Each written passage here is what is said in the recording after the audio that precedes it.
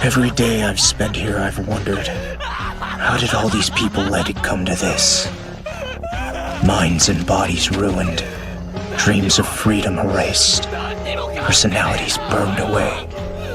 No one would want to go to war if they knew what it would do to them.